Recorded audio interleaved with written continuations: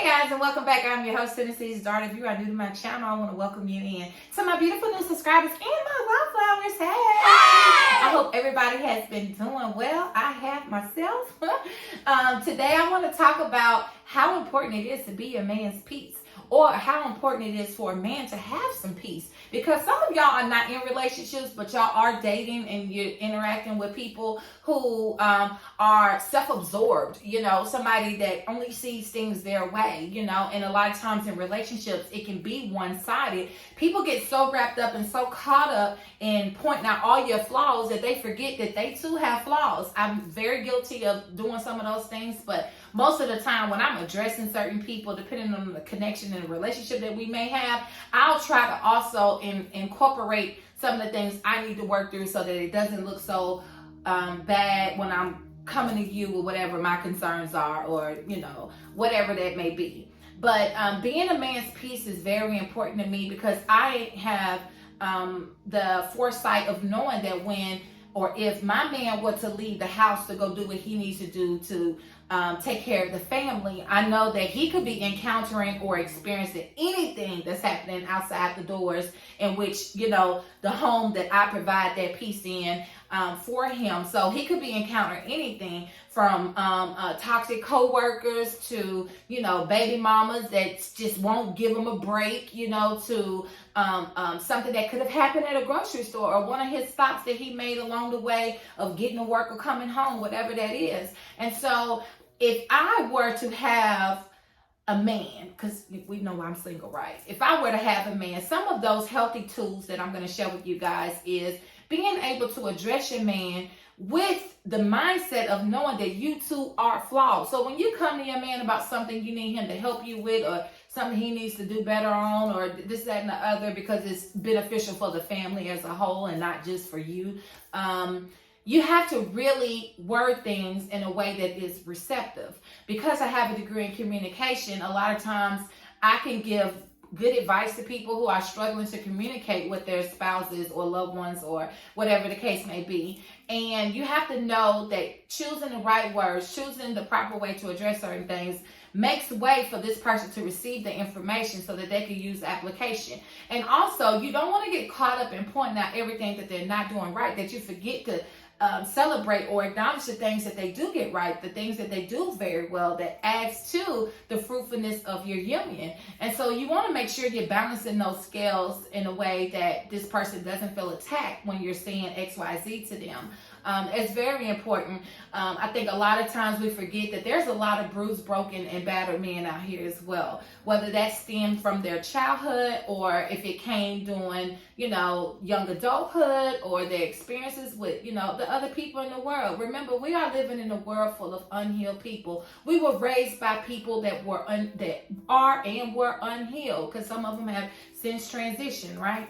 And so with that being said, because of those interactions, we are wired with those same fibers that those people had in them. And so we have to be mindful of all these things. It is time to being awake and being aware does not necessarily mean that you are subscribed to some conscious community. It just means that I'm aware. And because I'm aware, I must present what it is that I've learned about self, about the world, and how we all can help or hurt each other along that way, right? So when you have that information, you then must act on it. So when you approach people with different things, you have to give them that space to be able to receive the information, because you'll get lost in transition depending on how you say it. You can go from saying, why you don't ever pick up your clothes? Why I always got to pick up your clothes off the floor, to, man, come on, man, I don't want to hear that today, man. Why you talking about that, man? Some.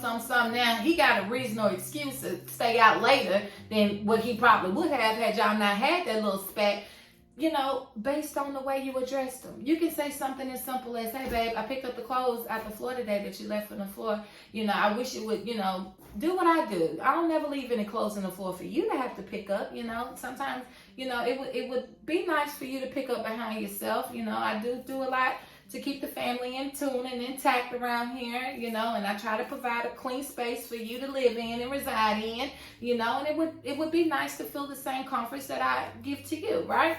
So a lot of times it's your delivery. It's the way you're addressing them. And another thing is you don't really know what your man is encountering once he leaves that door for the day. And because of that, being his peace is very important.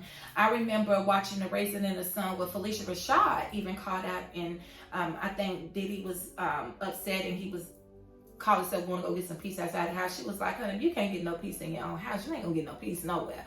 The most you can do is make a bigger mess, okay, out of things. There's so many men that are dealing with previous relationships before they got with you that may be giving them grief. Some of the things they may not even be sharing with you that the baby mama or ex-girlfriend is doing simply because your reaction can get in the way of them sharing this information. They know if they share certain things with you, you know, you're not going to take it well because you presented to them those same behaviors. There's no need for us to say that we're out here changing, we're out here getting better if we're not necessarily showing, you know, that better side to us and the information that we've acquired along the way, right? It kind of dispels that whole idea that you are getting better. And so I just want to be mindful of that, you know, and as a single woman, knowing, you know, the information that I have now, I think I have like one of the best approaches to engaging with a man now that I've lived a little and I've learned a lot.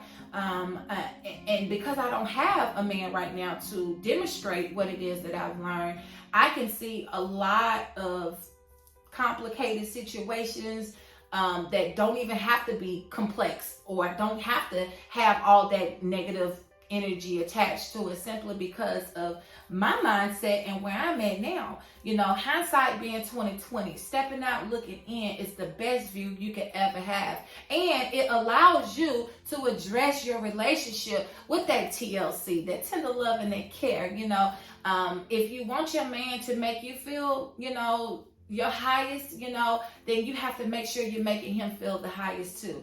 Let's not treat our men like little children and punish them when they don't do right. And now we don't want to, you know, lay and play and all this old different stuff because that's just immature, you know, and I'm just keeping it real. It's just immature. We're at the age, my age, where we should be able to handle people the way we want to be treated. And so I just want to remind you guys how important it is to make sure you're being your man's peace. Make sure you're doing and loving him the way that you want to be loved and done. And not only that, let's stop charging each other and punishing each other based on, you know, some behaviors that probably just need to be worked through the right way. It's okay to email me if this video, you know, inspires you to want to know how can you get better with handling your man or your woman, you know. But a lot of times our brothers are being overlooked out here. And I know you guys are more than just providers. I've said this in a previous video. And I want to make sure that I'm using my voice to express how important it is for us to be your peace. Now, keep in mind, if the relationship has reached its end and it's not serving you and it's causing you to want to go and lay with Sally Sue and Kim and them, then you need to be setting your woman free. Ain't no need for y'all both to be raising y'all blood pressures and putting yourself at risk for strokes and heart attacks, because that's what come with our age, you know, as well as the risk increases if we're drinking and smoking and doing all this other stuff. So let's learn to either set each other free or approach each other from a healthy perspective. That's my word. That's my story. I'm sticking to it. So I hope you guys can gather from this video how important it is to handle our men with care, the same care that we expect to receive. And if it's not working out, find a way to exit. Until my next video, you guys continue to take care of yourselves. Continue to love on each other as you want someone to love on you. And if you are not loved anywhere, remember, you are loved here. You are thought of, you are cared for, and you are loved. Okay? Until the next video, I'll see you guys then. Mwah.